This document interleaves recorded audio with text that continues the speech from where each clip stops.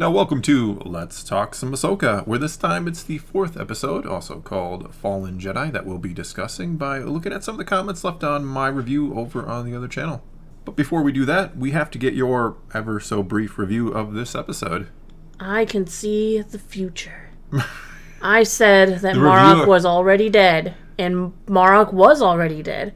We want a review of the episode, not you trying to take credit for something that you fluked into at best. Whatever, that still could have been a dead clone of Anakin. We still didn't see its face, so I can still... No, I'm kidding. It's still alive. The theory is. The theory lives. Clonikin does not. Clonikin has been dead since the beginning. Yes, it has been. I wonder if that was the clue, the rusted armor. I think it probably was supposed to be part of a clue, but... I don't know that was a clue that he was dead as much as it's a clue that he's been around for a while. Like, he could have been, 30 years ago, he could have been made an Inquisitor, and he's had that armor, and he hasn't polished it up at all. There were definitely some interesting battles in this episode. Indeed, yes. What was your favorite battle? Baylan Ahsoka. Oh. Well, you seem to disagree. Mm-hmm. A little bit, maybe. That's fine. Your favorite? Hu Yang versus Assassin Droid. That wasn't bad, actually. That was pretty cool. I like that he got the extra arms and the you kind of forget, because you think about a droid like that, you kind of see him on par with maybe more of a protocol droid type. Like you could see him duking it out with C-3PO or something like that? Is that what you're saying? Well, I was saying he looks more like a protocol droid, where you're not expecting him to fight. He was training younglings, he was sparring with Sabine, he knows all the fight forms. So why not let Hu Yang kick a little droid booty? He's been making lightsabers for like 25,000 years, or helping, so he should be able to know how to, I think it was fun because it was kind of a surprise. I didn't, you didn't expect him to hold his own that well.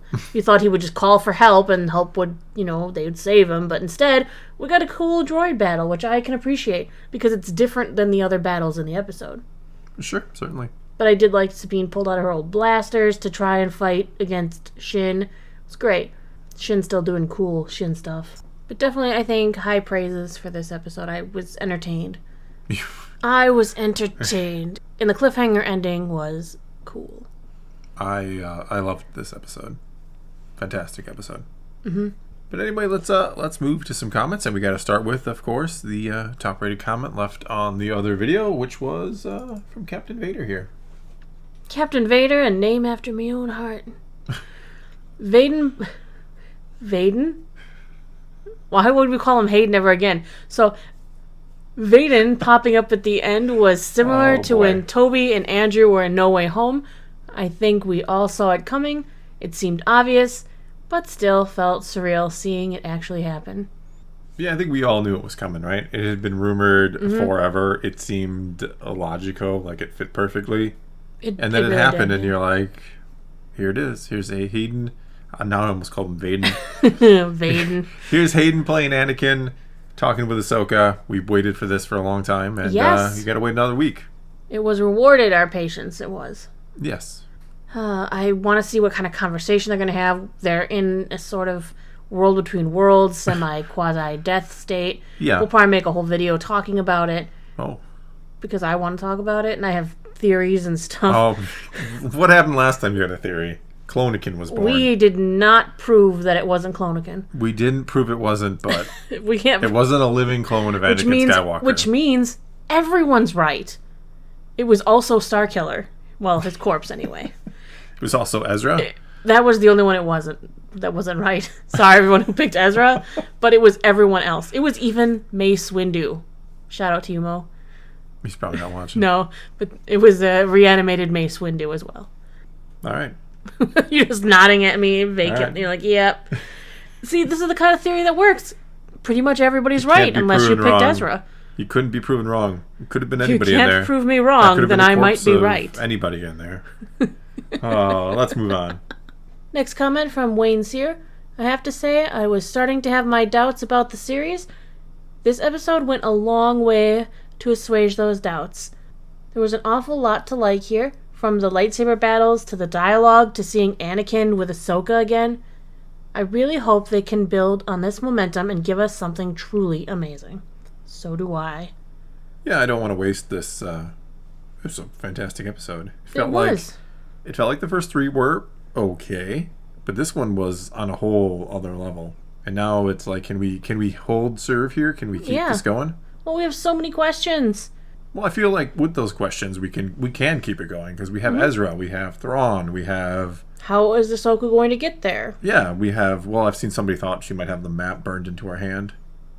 Okay, we're not doing any more Indiana Jones. Well, I got some bad news for you. I think that's a pretty solid theory right there somehow. That she has... But you don't have a part of the map. It was a sphere? This is Ahsoka. She'll figure it out. I don't know. I've seen it. I didn't think it was terrible. What if Ezra just pulls her out of the world between worlds wherever he's at? Did somebody pull her out? That was a question I had, too. Is she just dead this time, or did, like, Anakin pull her out this time? Or Morai, or somehow Dave the power Filoni of the daughter. Himself. He went in there and he did it. He did it. He did it. But I mean, that is an interesting question. Did she die? I think she's dead, and her spirit, or whatever the luminous being that she is in the in-between right now. And Anakin's like, hey, what are you doing here so soon? Let's have a talk. Let's have a talk, because you're where you should not be. Yeah. And you might stay there. And you gotta stop Thrawn, my old buddy. What if she's just dead and she's not in the rest of the series? That'd be a subversion of expectations. Call it Ahsoka and she dies halfway through. The next episode, instead of saying Ahsoka, it just says Sabine. Oh, we're like, God. Oh, you got us. You got us. But yeah, I'm hoping that the back half is as solid as this episode was, because if it is, we have a great series on our hands. If it can stick the landing, why can't it, right? Hey, why didn't Zeb come with? We get to that later, I think. Oh, okay. Well, you got to comment on it later? I'm pretty sure, yeah. Good. Good. Let's get to the next one. Next comment from Why Is This Something? Loved the episode, though I'm happy that Sabine is a flawed character who makes mistakes, which unfortunately kind of says something about some of the other products we've been getting as of late. Yes. Yeah, she is definitely flawed. I don't like that Balon's like, you feel your only family. Hera, Jason, we're burning them out of the picture. He calls her Aunt Sabine. Another not Star Wars term in the Star Wars universe for you to be upset about. What? Aunt? How is that not a... Is somebody forgetting about Aunt Beru? How dare you? She will hunt you down with her blasters. That's not a Star Wars word either. I can be really angry then. Why? All the way back through time. You get mad when they called it the toilet, but Aunt is fine. What's wrong with... I'm unsure why this is a thing. I think they would have some other name for it. The very first movie, Aunt Beru. They use so many... Like I said, I feel like we're actually watching a transmission from a long time ago in a different galaxy, and some words don't translate, so they have to change it for the context of the audience. To get here from another galaxy would take a very, very, very long time. Yeah, exactly. That's how I totally gloss over any... Inconsistencies? Inconsistencies in word usage. When they call something a toilet, I'm like, well, it's because we're watching a dubbed version of a historical event. They dubbed it for the future people of Earth. No.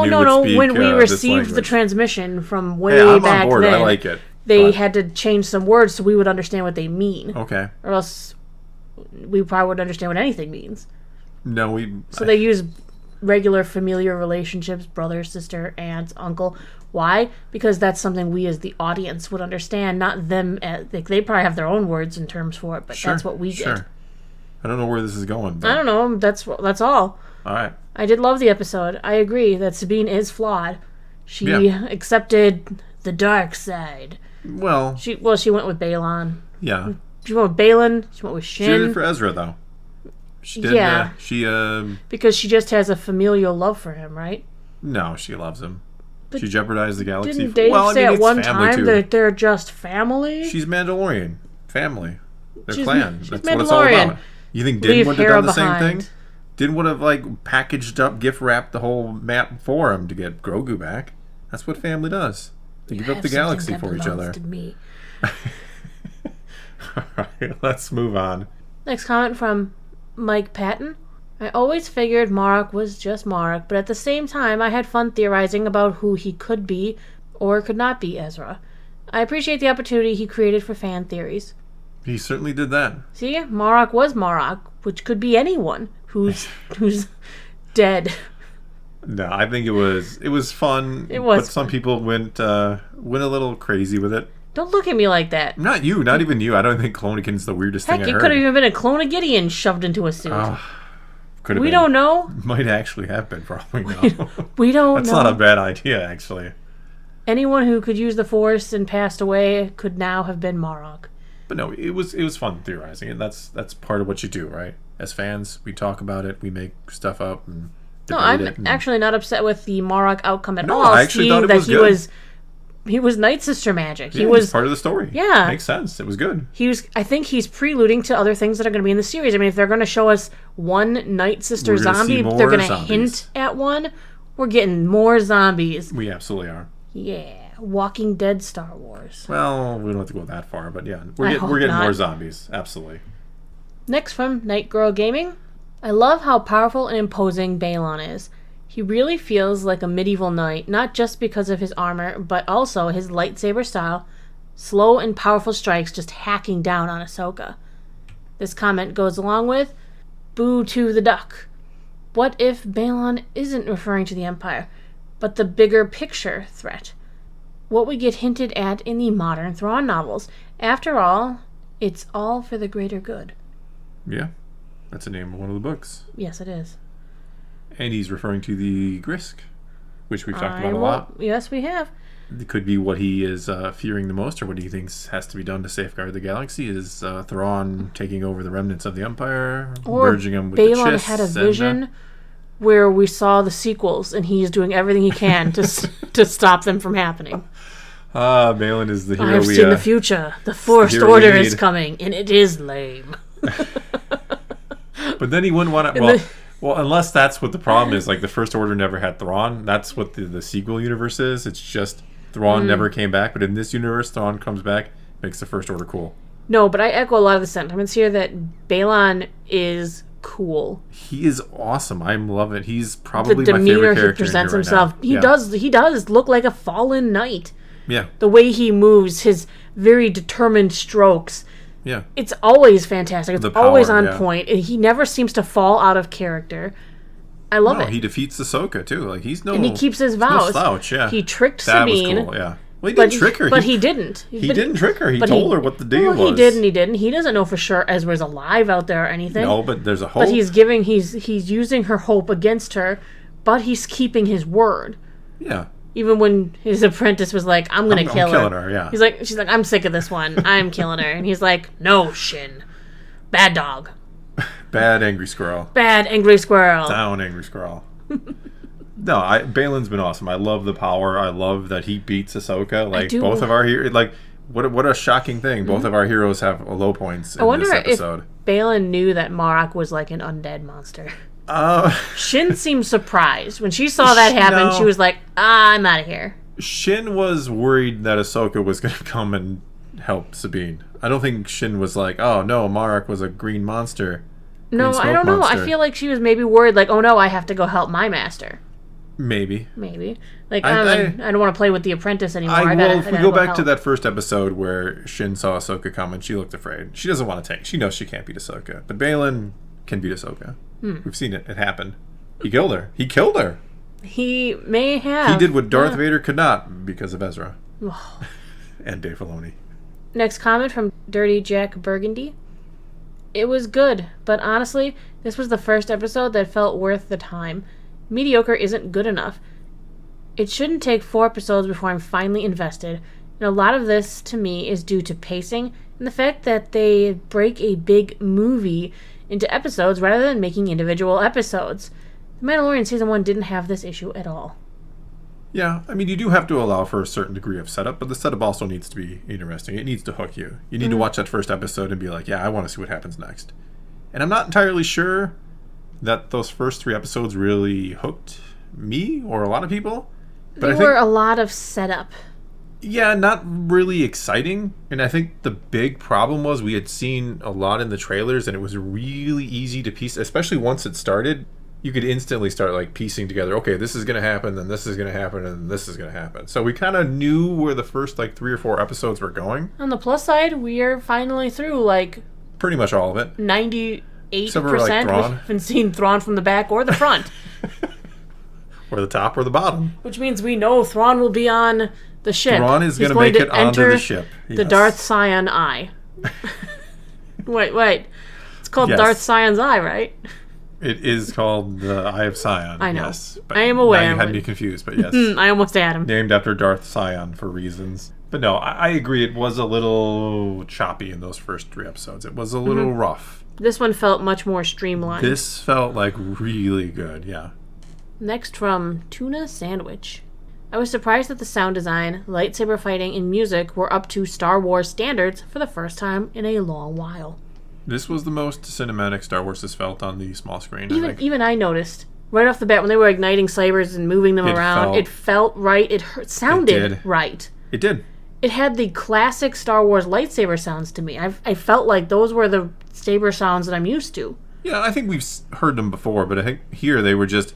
It felt very cinematic. It felt like movie lightsaber fights, which hasn't been the case before. The music did come from our boy Kevin Kiner. Fantastic job. I think the music was... I mean, it just adds to it, right? Mm-hmm. He's been working in Star Wars for a very long time, so... Yeah, back to Clone Wars. It's nice that he gets to take front and center in a live-action production. Yeah, certainly deserves it here. But no, this was Star Wars. That's what I loved about it. It felt like Star Wars. It felt like I was watching a movie almost. Mm-hmm. You kind of forgot that this is just small screen Star Wars. Next comment from Chris Med. Ahsoka went dark on Shin when she thought she'd killed Sabine, throwing her like a rag doll. I really thought she killed Shin with that move. Then to have Balon get super PO'd at her for messing with his Padawan was awesome. Attachments. We see them. Well, Ahsoka isn't a Jedi, and either are Balon or Shin, I guess. Ahsoka's kind of a Jedi in kind everything of. but name. Kind of. I'm not sure if she went dark side or just had a moment of emotion. Well, not exactly dark side, but I know what he's saying here. Like that was she that definitely was anger. Seems like she tapped into some darker emotions. Yeah. Whether she actually channeled that through the Force is a different story.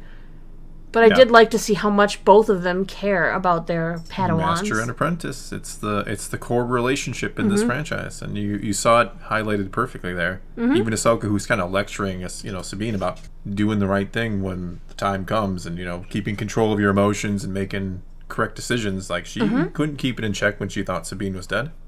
Just like Balon, who's obviously not going to try to hold his emotions in quite so well, but he was pissed too.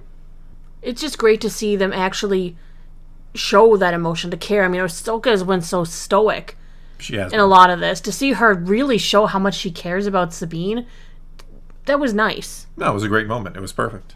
Next comment from Steelin.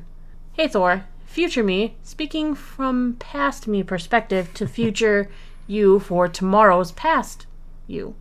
I found this episode 100% the best of the 4. The middle finger to Holdo, the reanimated Marok, and just in general, the fight between Sabine and Shin. My only real complaints are why didn't Ahsoka use both lightsabers and no Zeb? Yeah, no Zeb. As soon as I saw Carson, I was like, they're from the same squad. Why isn't Zeb here? Yeah, no Zeb was kind of surprising. I thought. Carson's by the like, end, hey guys, I'm gonna go help my friend Hera, and Zeb's like, stay at the base. Yeah. I think by the end we will see Zeb. And by the way, this was a great opener because they did see the video the other day. The other day, for you trying to say you were talking from a different time. It got weird at the end of it. A lot of people aren't going to understand that part. You don't need to, but this person saw it, so that's cool. They get an extra thumbs up. Yes. But no, there was a lot to love. I mean, the middle finger to Holdo, was interesting. Look, that you they can kind jump of to hyperspace through ships, and they don't just have this massive explosion. It does have a bad effect on them, but they don't just immediately evaporate. Yeah, along with your ship as well. And that thing had more hyperspace drive power than Holdo's ship. Than any ship. This thing only has hyperdrive, nothing else. Which is probably what the after wave or after shock there was. The wake that it caused was probably from the hyperdrive. That probably doesn't normally even happen. If you thought Purgles were a menace. Wait to see giant space rings that can travel intergalactically. Just jump. Do it. Yeah, she wasn't too worried about crashing into anything. I was also disappointed, though, that Ahsoka didn't pull out her second saber. I'm like, what, are you just you're not using it right now? Or just... Well, I think the idea there is, I mean, they're changing stances and forms, which was really cool, but Balin is, as we've mentioned before, Balin is super powerful. Like, you trying to dual wield, trying to block. Mm-hmm. You want to put all your might into the one saber to block instead of trying to use two sabers to block in that case. Mm-hmm. So yeah, that is why that was a one saber instead of the two. Next comment from Dernwine. Apparently, Carson Teva is literally the only X-Wing pilot in the Rebellion. Don't get me wrong, I like the character and the actor, and I'm glad he's getting the work, but it does make the galaxy feel just a little bit smaller. I sort of disagree with this, because they need that rogue squadron that's going to go out and do, disobey and do their own thing, and I think that's kind of what a Delphi squadron does. He's been set up to be someone who's probably going to be willing to bend the rules to do what's right. Yeah. Agreed. So I'm okay with him being there. It wouldn't hurt to show us more of his squad. I'm surprised we didn't have Dave Filoni in an X-Wing. And what's wrong with Trapper Wolf? Okay, but it wasn't just him. Like, Rick Fawajima was in the scene before. Deborah Chow. Yeah, they all have. Yeah, so they should have just brought the whole squad.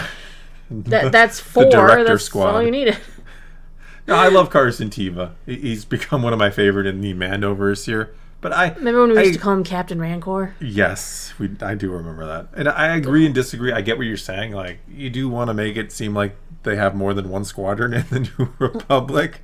But I understand why this squadron came. But I understand why Carson would go. He's someone who's probably prone to, again, not disobey orders as much as he wants to be taken seriously about the threat of the Empire, so he's gonna go out there and do that. All right, I think we got one left here. Okay, last comment from Igmar. Hey Thor, I watched your video that no one is watching because it's Ahsoka Day, so please read my comment in tomorrow's video. But my genuine thoughts, best Star Wars live action since Revenge of the Sith. That is a bold statement. And in some ways, maybe the best, like, total Star Wars-y feeling thing we've gotten since Revenge of the Sith in live action.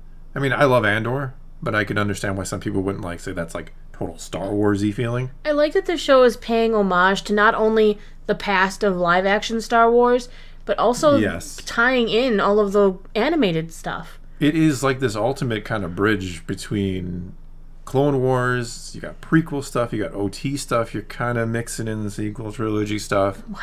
It's actually this kind of perfect blend of everything right now. It is the culmination of all the Star Wars projects that they've been making for... It really is. For animation, for live action. It's interesting. Yeah, the show is really kind of this, this fulcrum point, to use that term. But no, it's kind of like this center point. That's why Dave Filoni made this, because he really wanted Ahsoka to be fulcrum. He's like, fulcrum not of Star only Wars itself. Yeah, exactly. That is his entire fulcrum point. Oh boy. And on that, that's all we got for you this time. So now it's your turn. Take to the comments below. Tell us what you thought of this episode, or tell us what you thought of what we or anyone in these comments had to say about the episode. Whatever the case may be, leave those comments below. Let's talk some Star Wars. And until next time, thanks for watching.